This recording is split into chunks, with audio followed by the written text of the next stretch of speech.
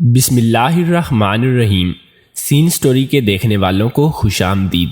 دوستو، اگر آپ نے ہمارے چینل کو سبسکرائب نہیں کیا تو سبسکرائب کر لیں، شکریہ۔ سچی کہانی۔ ایک دن شوہر ایک جوان معذور لڑکی کو گھر لائے اور کہا کہ یہ میری سالوں پہلے بچھڑی بہن ہے، مجھے آج سڑک پہ ایسی حالت میں ملی۔ شوہر کہنے لگا، میں اپنی بہن کا خیال رکھا کروں گا، تم کچھ دن کہیں نوکری کر لو۔ میں ایک گھر میں ملازمہ کی نوکری کرنے لگی۔ جب شام کو گھر آتی تو سارے کمرے کا سامان بکھرا ہوتا اور وہ معذور لڑکی سسک سسک کر رو رہی ہوتی۔ شوہر مجھے کہتا، گھر میں بلی گھس آئی تھی جس سے یہ ڈر گئی۔ ایک دن میں جلدی گھر آئی، جیسے ہی اندر قدم رکھا میری روح فنا ہو گئی۔ شوہر تو، میں وہ لڑکی ہوں جسے آپ بد نصیب یا بے وقوف بھی کہہ لیں تو غلط نہ ہوگا۔ جب اپنے ماں باپ کے گھر پیدا ہوئی تو میں نے ہوش سنبھالتے ہی غربت کا چہرہ دیکھا۔ ابا محنت مزدوری کرتے، مگر اتنی مہنگائی میں اگر ایک کمانے والا اور کئی کھانے والے ہوں تو گزارا کرنا مشکل نہیں، ناممکن ہے۔ مجھے شروع دن سے ہی کتابیں پڑھنے کا بے حد شوق تھا، اسی لیے جیسے ہی ذرا بڑی ہوئی تو اپنی ہم عمر لڑکیوں کو سکول جاتا دیکھ کر میرا دل بھی سکول جانے کو کرتا۔ اماں سے کہتی تو الٹا مجھے ڈانٹتی اور کہتی، منحوس، ایک تو ہمارے گھر پہلی اولاد تم یعنی بیٹی پیدا ہو گئی، اگر بیٹا ہوتا تو وہ اپنے باپ کا کام کاج میں ہاتھ بٹاتا اور اس کا سہارا بنتا، اور چلو بڑھاپے میں ہمیں تھوڑا سکون تو ملتا۔ اماں کبھی کبھی تو مجھے مارتی بھی تھی اور کہتی، گھر کا چولہا مشکل سے جلتا اور تم کو اپنی فرمائشوں کی پڑی ہے۔ میں روتی سسکتی اپنے کمرے میں آ جاتی اور سوچتی، میں نے کون سا کوئی چیز مانگ لی ہے جو اماں مجھے اتنا مارتی ہے۔ بس میں تو اماں سے یہی کہتی تھی کہ مجھے سکول میں داخل کرا دے، چلو مجھے اپنا نام تو لکھنا آ جائے گا۔ میرے ابا اماں سے مختلف تھے، وہ مجھے بہت پیار کرتے تھے اور اماں سے کہتے، یہ بیٹی گھر میں رحمت ہے، اسی طرح سے نہ اسے تانے دیا کرو۔ ابا نے مجھے گاؤں کے سکول میں داخل کروایا اور میں پڑوس والی خالہ زبیدہ کی بیٹی کے ساتھ سکول جانے لگی۔ گاؤں کا سکول مڈل تک تھا۔ میں نے مڈل کی تعلیم مکمل کی تو میرا کسی نے شہر میں داخلہ نہ کروایا اور یوں اماں نے مجھے گھر کے کاموں میں لگا دیا۔ وقت کے ساتھ میری جوانی کو پر لگنے لگے اور میرا حسن لوگوں کو جلانے لگا۔ جو مجھے دیکھتا، میرے حسن کو دیکھ کر ان کی رال ٹپکتی۔ یقیناً سب لڑکے مجھے اپنے بستر کی زینت بنانے کا شوق رکھتے تھے۔ ایک رشتہ آیا تو اماں ابا نے میری شادی کے دن رکھ دیے اور وہ دن آ گیا جب حسن کی ملکہ کسی مرد کی شریک حیات بننے جا رہی تھی۔ باہر سے اچانک شور گونجا کہ بارات آ گئی ہے۔ میں رخصت ہو کر سسرال آ گئی۔ میں نئی نویلی دلہن تھی اور میری شادی کو 1 مہینہ ہی گزرا تھا۔ میں سج دھج کر اپنے شوہر کے دفتر سے واپس لوٹنے کا انتظار کر رہی تھی۔ موسم بہت ہی خوبصورت تھا، ہلکی ہلکی بوندا باندی ہو رہی تھی۔ میں نے سوچ لیا تھا کہ میں اپنے شوہر فراز سے کہوں گی کہ آج وہ مجھے کہیں باہر گھمانے کے لیے لے جائیں۔ میں ان کے انتظار میں ہی بیٹھی تھی کہ جب دروازے کی گھنٹی بجی۔ فراز کے پاس دروازے کی چابی ہوا کرتی تھی، پھر یہ اس وقت کون آ گیا تھا؟ اسی سوچ کے ساتھ جیسے ہی میں نے دروازہ کھولا تو میری جان نکل گئی۔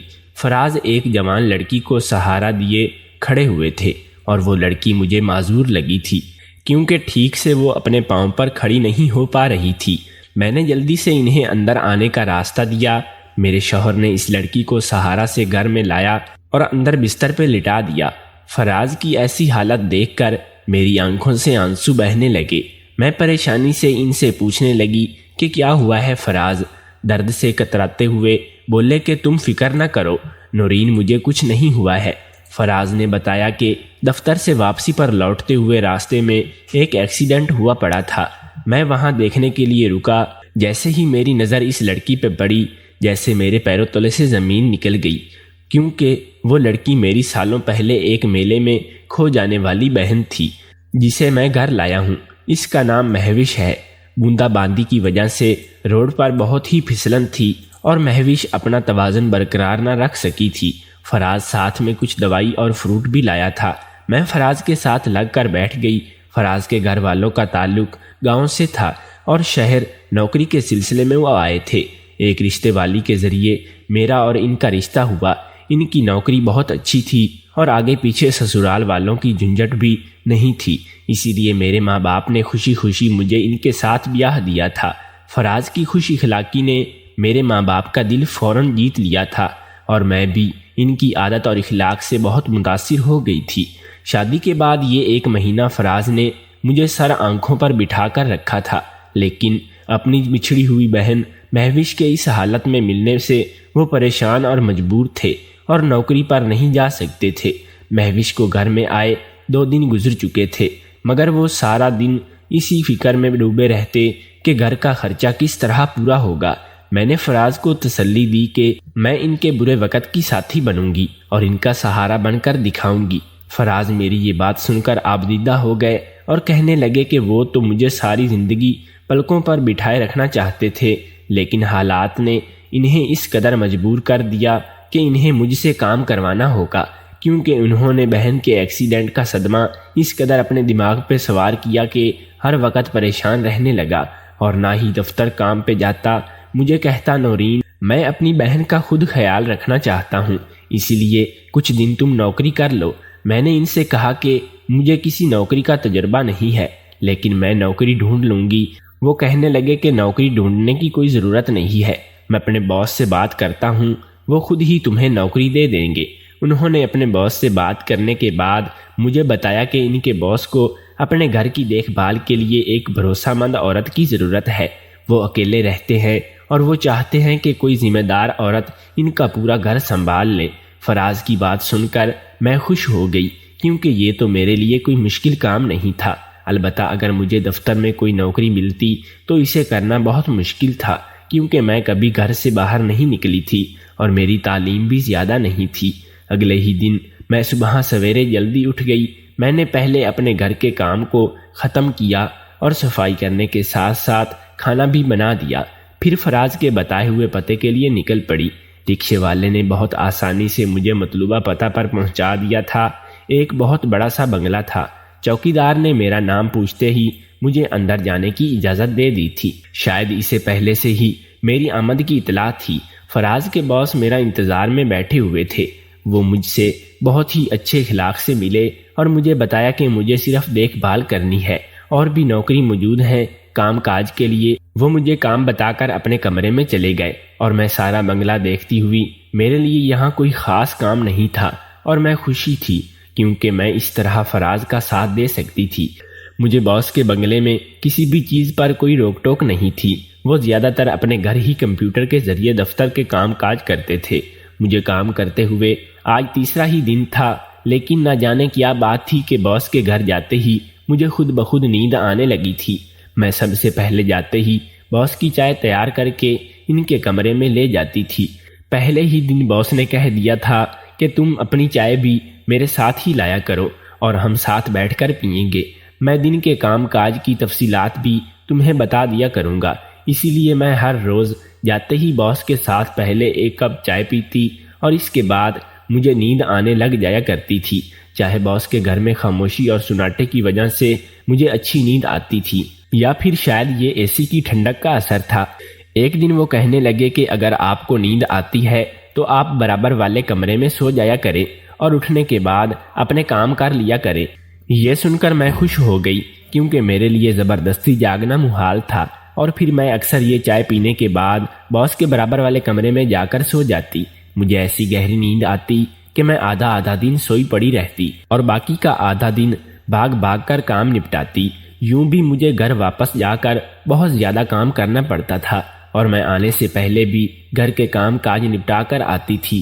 سارا دن مجھے فراز اور مہوش کی بھی فکر ستاتی رہتی تھی، کیونکہ مہوش دونوں ٹانگوں سے معذور ہو چکی تھی اور بڑی جوانی میں اس کو داغ لگ گیا تھا۔ فراز کے باس بہت ہی اچھے تھے، وہ میرا پوری طرح سے خیال رکھتے تھے۔ ان کے گھر مجھ پر کسی بھی قسم کی کوئی پابندی نہیں تھی، میں اپنی مرضی سے کام کرتی اور کھا پی سکتی تھی۔ کام سے چھٹی کے وقت باس میرے ہاتھ میں کچھ نوٹ پکڑا کر کہتے کہ جاتے جاتے گھر کے لیے کچھ پھل فروٹ لے کر جانا۔ جب میں گھر واپس آتی تو گھر کا حال دیکھ کر پریشان ہو جاتی۔ سارا باورچی خانہ بکھرا پڑا ہوتا اور گھر کی حالت بھی بہت ابتر ہوتی۔ میری معذور نند یعنی کہ مہوش سسک سسک کر رو رہی ہوتی۔ جب بھی فراز سے اس بارے میں پوچھتی تو وہ کہتے کہ بلی آئی تھی اور اس نے سب کچھ الٹ پلٹ کر دیا۔ وہ کہتا کہ میں باہر بازار تھا تو مہوش اٹھ تو سکتی نہ تھی، اسی لیے بلی بہت آرام سے گھر کی بربادی کرتی ہے۔ لیکن فراز کی بات سن کر میں پریشان ہو جاتی، کیونکہ میں گھر کی ساری کھڑکیاں اور دروازے بند کر کے جاتی تھی، لیکن نہ جانے بلی کس راستے سے روز ہی گھر میں داخل ہو جاتی اور میری صبح والی ساری محنت پر پانی پھیر جاتی۔ ایک بات مجھے بہت پریشان کر رہی تھی، وہ تھا مہوش کا گھٹ گھٹ کر رونا۔ اس واقعے کو 10 دن گزر چکے تھے اور میں گھر کے ساتھ ساتھ نوکری بھی کر رہی تھی۔ میرے ماں باپ کا گھر میرے گھر سے بہت زیادہ دور تھا، اسی لیے کبھی کبھی میرا ان سے فون پر رابطہ ہو جایا کرتا تھا، اور یوں بھی میں بہت زیادہ مصروف ہو چکی تھی۔ میری ماں باپ ایک دفعہ آ کر فراز کی بہن سے مل کر چلے گئے تھے۔ فراز نے مجھے انہیں اپنی نوکری کے متعلق کچھ نہیں بتانے سے منع کیا تھا، اور وہ کہہ رہے تھے کہ اگر میرے والدین کو پتہ چلے گا کہ میں نوکری کر رہی ہوں تو وہ فراز کو ان کے سامنے شرمندگی کا سامنا کرنا پڑے گا۔ میں نے ان کو سمجھایا کہ میرے ماں باپ ایسے نہیں ہیں، لیکن پھر بھی وہ کہنے لگے کہ ابھی ہماری شادی کا مہینہ ہی گزرا ہے اور تمہارے ماں باپ کیا سوچیں گے کہ میں ان کی بیٹی کو نوکری پر لگا دیا ہے۔ مجھے تمہارے ماں باپ کے سامنے بہت ہی شرمندگی کا سامنا کرنا پڑے گا۔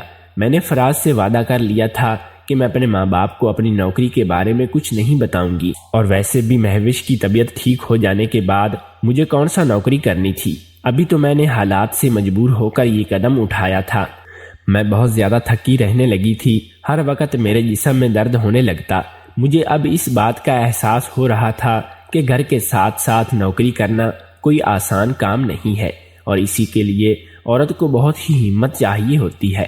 گھر آنے کے بعد مجھے فراز کے بہت سارے کام کرنے پڑتے، اور سب کاموں سے فارغ ہو کر سوتے سوتے رات دیر ہو جاتی تھی۔ اگلی صبح پھر میں کسی مشین کی طرح کاموں میں لگ جاتی۔ مہوش کے پاؤں پر 4 ہفتوں کے لیے پلاسٹک بنا ہوا تھا، اور وہ ابھی 2 ہفتے ہی گزرے تھے، اور میں پوری طرح تھک چکی تھی۔ جب بھی کام سے تھکی گھر آتی تو فراز میرا ہاتھ تھام کر کہتے کہ میری وجہ سے تمہیں بہت سی تکلیفیں اٹھانی پڑ رہی ہیں اور میں تم سے بہت شرمندہ ہوں۔ فراز کی بات سن کر میں مسکرا دیتی۔ دل ہی دل میں مجھے اس کی بات کی خوشی محسوس ہوتی کہ میرا شوہر میری کتنی پرواہ کرتا ہے، اور رات کا کھانا فراز کے ساتھ ہی کھاتی ہوں، اور فراز مجھے خود اپنے ہاتھوں سے کھانا کھلاتے ہیں۔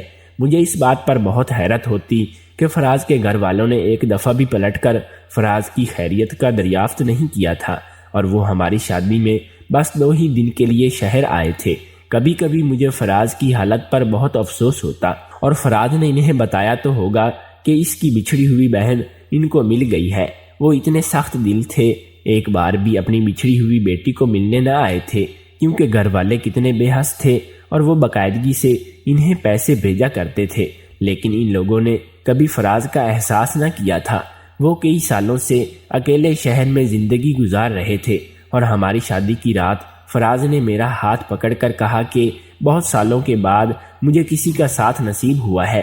اس وقت میں ان کی بات کا مطلب نہیں سمجھ سکی تھی، لیکن اب مجھے پتا چلا کہ فراز کی زندگی میں کوئی بھی نہیں تھا جو ان کی تکلیفوں میں ان کا سہارا بنتا، اور میں نے اپنے آپ سے وعدہ کر لیا تھا کہ میں کبھی بھی انہیں اکیلے پن کا احساس نہیں ہونے دوں گی۔ ایک دن صبح گھر سے کام کرنے کے لیے نکلتے وقت میں نے ہمیشہ کی طرح سب کام کیے اور بہت اچھی طرح سے ساری کھڑکیاں دروازے بند کر دیے، اور پوری طرح چیک کر لیا کہ کہیں بھی بلی کے آنے کا کوئی راستہ نہیں تھا۔ مجھے واپس آ کر اتنی گندگی کو صاف کرنے میں 2 گھنٹے لگ جایا کرتے تھے، اسی لیے میں پوری طرح بندوبست کر کے اپنے کام کے لیے نکل پڑی۔ شام کو میں واپس آئی تو یہ دیکھ کر میری آنکھیں حیرت سے پھیل گئیں کہ روز کی طرح آج بھی گھر پوری طرح بکھرا ہوا تھا۔ مہوش سسک سسک کر رو رہی تھی اور اس کے کپڑوں پہ گند لگا ہوا تھا۔ میں نے مہوش سے بات کرنے کی کوشش کی، مگر مہوش نے کوئی جواب نہ دیا۔ میں نے فراز سے کوئی سوال نہ کیا، کیونکہ وہ ہمیشہ کی طرح یہی کہتے کہ میں تو بازار گیا تھا، پیچھے سے بلی آئی اور اس نے سب ستیہ ناش کر دیا۔ مجھے کیا معلوم، اگلے دن میں کام پر گئی تو سارا وقت میرا دھیان گھر کی طرف ہی لگا رہا۔ باس کے ساتھ چائے بھی نہیں پی سکی، اور آدھے دن کے بعد جب باس دفتر چلے گئے تو میں چوکیدار کو اطلاع کر کے اپنے گھر واپس لوٹ آئی۔ میرے پاس گھر کی چابی ہوا کرتی تھی، اس لیے میں گھر پہنچ کر خود ہی دروازہ کھول کر اندر داخل ہو گئی۔ جیسے ہی میں اپنے کمرے کے دروازے پر پہنچی تو میرے رونگٹے کھڑے ہو گئے۔ میرا شوہر اپنی معذور بہن کے ساتھ ایسی حرکت کر رہا تھا جس کے بارے میں سوچ بھی نہیں سکتی تھی۔ کمرے میں بہت ہی اونچی آواز میں گانے چل رہے تھے اور وہ اپنے دوستوں کے ساتھ مزے سے انجوائے کر رہا تھا، اور جس بات نے مجھے حیران کر رکھا تھا وہ یہ تھی کہ مہوش اپنے دونوں پیروں پہ کھڑی آرام سے چل پھر رہی تھی۔ میرے سامنے وہ سارا وقت بستر پہ پڑی رہتی اور فراز کے سہارے سے کھڑی ہوتی، لیکن اس وقت اسے کسی سہارے کی کوئی ضرورت نہیں تھی۔ اس کے دوست کہہ رہے تھے کہ فراز تیری بیوی کے آنے کا وقت ہونے والا ہے، اب ہم دونوں چلتے ہیں، وہ بیچاری آ کر پھر سارے گھر کی صفائی کرے گی۔ فراز کے دوست پسینے سے شرابور اپنی شرٹ پہن کر اور مہوش ایک طرف برہنہ حالت میں لیٹی رہی تھی۔ فراز کے دوست ساتھ کہہ رہے تھے کہ تجھے بہت ہی بھولی بالی بیوی مل گئی ہے جس سے تو اپنی چالاکی سے پوری طرح پاگل بنا سکتا ہے۔ فراز کہنے لگا کہ نورین خود ہی پاگل بننے کو تیار ہے تو میں کیا کر سکتا ہوں۔ محبت کے 2 جملے سن کر وہ ایسے پاگل ہو جاتی ہے کہ میں حیران رہ جاتا ہوں۔ جس وقت نورین میری زندگی میں شامل ہوئی اس وقت سے خود حالات سے بہت تنگ آ چکا تھا اور مجھ پر میرے باس کا کئی ہزاروں کا قرضہ چڑھ چکا تھا۔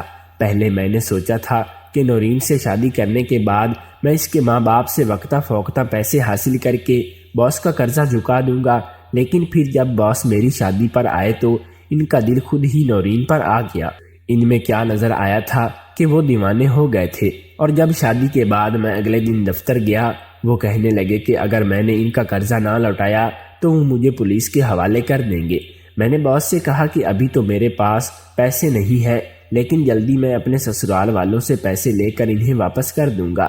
تب باس نے میرے سامنے ایک آسان سا راستہ رکھا کہ اگر میں نورین کو ان کے حوالے کر دوں گا تو وہ میرا سارا قرضہ معاف کر دیں گے۔ وہ نورین کے ساتھ محض وقت گزاری کرنا چاہتے تھے، اور ان کو یوں بھی میں نے اپنی زندگی میں اسی مقصد کے تحت شامل کیا تھا، کیونکہ نورین کے والد بہت ہی پیسے والے تھے۔ اسی لیے میں نے باس کی بات مان لی اور یوں میں اس مجبور لڑکی کو بازار حسن سے اٹھا لایا اور نورین کے سامنے اس معذور پیش کیا اور اسے کہا کہ میری سالوں سے پہلے بچھڑی بہن ہے۔ مجھے یہ بھی پتا تھا کہ نورین میرے پیار میں پاگل ہے، جیسا کہوں گا، جو فلم چلاؤں گا وہ یقین کر لے گی۔ نورین کو اس بات کے لیے راضی کر لیا کہ وہ باس کے گھر نوکری کرنے میں ویسے بھی اب مزید نوکری نہیں کرنا چاہتا تھا۔ اسی لیے میں نے نورین کو پوری طرح استعمال کیا اور باس سے کہا کہ وہ ہمارے گھر کا خرچہ بھی اٹھائے گا اور میرا قرضہ بھی معاف کر دے گا۔ باس تو نورین کی خوبصورتی پر پوری طرح مٹ گیا تھا، اسی لیے وہ فوراً ہی مان گیا۔ اب میری بیوی سارا دن اس کے گھر ہوتی اور وہ اپنی مرضی سے جب چاہے نیند کی دوا دے کر اسے استعمال کر لیتا۔ اس نے میرا سارا قرضہ بھی معاف کر دیا تھا اور میرے گھر کا خرچہ بھی اٹھا رہا تھا، اور میں مزے سے عیاشی کر رہا ہوں۔ وہ نورین کے ذریعے اپنی ہوس پوری کر رہا ہے اور میں نورین کی غیر موجودگی میں مہوش کے ذریعے اپنی پیاس بجھا رہا ہوں۔ فراز کے منہ سے نکلنے والے لفظوں نے مجھے کیسے جہنم میں دھکیل دیا۔ میرا شوہر جس سے میں اپنا محافظ سمجھتی تھی وہ اپنی عیاشی کی خاطر میرا سودا کر چکا تھا، اور میری پیٹھ پیچھے وہ دوسری عورتوں سے تعلق بنا رہا تھا۔ فراز کا دوست کہنے لگا کہ یہ سب زیادہ دن تو نہیں چل سکتا، کیونکہ مہوش کو سچ کبھی نہ کبھی نورین کو پتہ چل ہی جائے گا۔ وہ تیری بہن نہیں ہے، نہ ہی معذور ہے، بلکہ ایک بازاری لڑکی ہے، اور اس وقت نورین تیرے باس کے گھر کام چھوڑ دے گی، پھر تجھے واپس نوکری ہی کرنی پڑے گی۔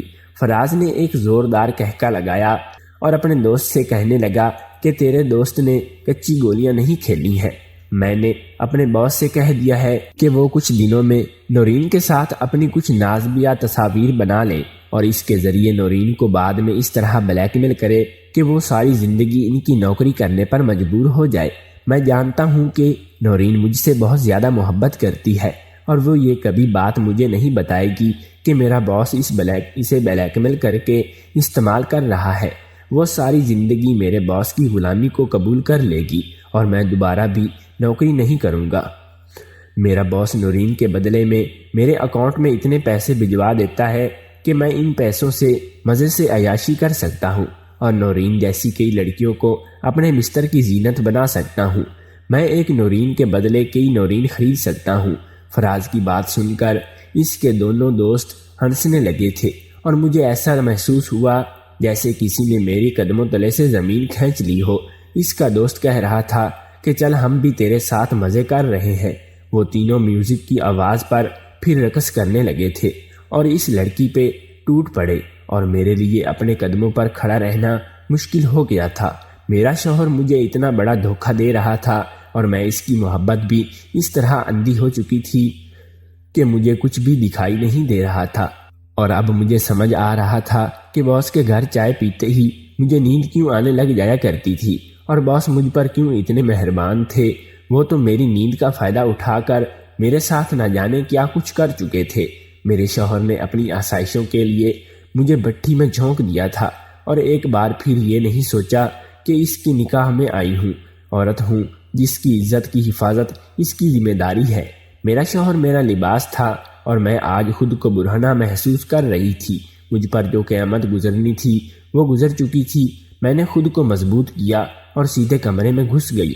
مجھے دیکھ کر فراز کی آنکھیں کھلی رہ گئیں۔ شاید ان کے گمان میں بھی نہیں تھا کہ میں اس وقت گھر لوٹ آؤں گی۔ میں نے سیدھے فراز کے چہرے پر ایک سناٹے دار تھپڑ دے مارا۔ میں خود کو رو دھو کر کمزور ثابت نہیں کرنا چاہتی تھی۔ میں نے فراز کے دوستوں سے کہا کہ وہ ابھی اور اسی وقت یہاں سے دفع ہو جائیں، کیونکہ میں پولیس کو اطلاع کر چکی ہوں اور اس لڑکی کے اور میرے ساتھ زیادتی کرنے کے الزام میں ان دونوں کو بھی گرفتار کرا سکتی ہوں۔ میری بات سنتے ہی ان دونوں کے ہوش اڑ گئے اور وہ دونوں فوراً ہی بھاگ گئے۔ اب فراز کی آنکھوں میں آنکھیں ڈال کر جھوٹ کہا کہ میں اس کی حقیقت بہت پہلے ہی جان گئی تھی، اسی لیے میں نے اس کے خلاف تمام ثبوت جمع کر لیے ہیں اور تھوڑی ہی دیر میں جب پولیس یہاں آئے گی تو میں ان تمام ثبوتوں کے ساتھ فراز کو بھی گرفتار کروا دوں گی۔ میری بات سنتے ہی فراز میرے قدموں پر گر پڑا اور کہنے لگا کہ مجھے معاف کر دو۔ وہ اپنے باس کے قرضے سے بہت ہی پریشان تھا اور جب اسے اپنے باس سے قرضہ معاف کرانے کے لیے کوئی اور راستہ دکھائی نہ دیا تو وہ بنا سوچے سمجھے اس راستے پر چل پڑا۔ میں نے فراز کو ایک اور زوردار تھپڑ مارا اور اسے پوچھا کہ اگر اس کا باس اس سے اس کی جان مانگتا تو کیا وہ دے دیتا۔ میرا سوال سن کر فراز خاموش ہو گیا۔ میں نے غصے میں فراز سے کہا کہ وہ کسی بھی صورت اپنی جان نہیں دیتا تو پھر میری عزت کیسے دے سکتا ہے۔ میں نے فراز سے اسی وقت طلاق کا مطالبہ کیا اور فراز سے طلاق حاصل کر کے خود کو ایسے نامراد سے علیحدہ کر لیا جو اپنی بیوی کو بیچ کر اپنی زندگی کو پورا آسائش بنا چکا تھا۔ میں نے فراز کے باس کو میسج کیا کہ وہ فراز سے اپنا قرضہ خود وصول کرے۔ میں اس قرضے کی قسط نہیں بن سکتی۔ جو کچھ فراز کے باس نے میرے ساتھ کیا تھا اس کے لیے میں انہیں معاف کر چکی تھی۔ میرا شوہر مجھے ان کے گھر میں نہ بھیجتا تو وہ کبھی میرے نزدیک نہ آتا۔ زیادہ قصور میرے شوہر کا تھا۔ میں اس سے طلاق لے کر اسے چھوڑ کر اس کے گھر سے نکل آئی۔ میں نے فراز سے جھوٹ کہا تھا کہ میں نے پولیس کو نہیں بلایا تھا، بس میں تو فراز کے سامنے خود کو کمزور ثابت نہیں کرنا چاہتی تھی، اسی لیے میں نے اسے اپنے پیروں پر گرنے پر مجبور کر دیا۔ میں لوٹ کر اپنے گھر واپس جا رہی تھی اور سارا راستہ یہی سوچ رہی تھی کہ کبھی کبھی ہم ایسے لوگوں سے رشتہ جوڑ لیتے ہیں جن کے خاندان کا بھی ٹھیک طرح سے کچھ معلوم نہیں ہوتا۔ ہمیں لگتا ہے کہ لڑکے کے آگے پیچھے کوئی موجود نہیں ہے تو ہماری بیٹی وہاں راج کرے گی، لیکن ہم یہ بھول جاتے ہیں کہ کوئی عزت دار گھرانے کا لڑکا ہی ہماری بیٹی کو عزت دے سکتا ہے۔ جس ساس سسر کے رشتے کو ہم اپنی بیٹی کے لیے بوجھ سمجھتے ہیں، دراصل وہی لوگ ہماری بیٹی کو عزت سے اپنے گھر کی چار دیواری میں جگہ دیتے ہیں۔ نئے رشتے جوڑتے وقت لڑکے اور لڑکی کے خاندانوں والوں کو بھی اچھی طرح سے جان لیجیے، کہیں فراز جیسا کوئی گھٹیا مرد آپ کی بیٹی کی عزت کو ملیا میٹ نہ کر دے، اور جب ایسا ہو جاتا ہے تو بیٹی کی زندگی تو برباد ہو ہی جاتی ہے، ساتھ اس کی آہیں بہت سی نسلوں کو تباہ کر دیتی ہیں۔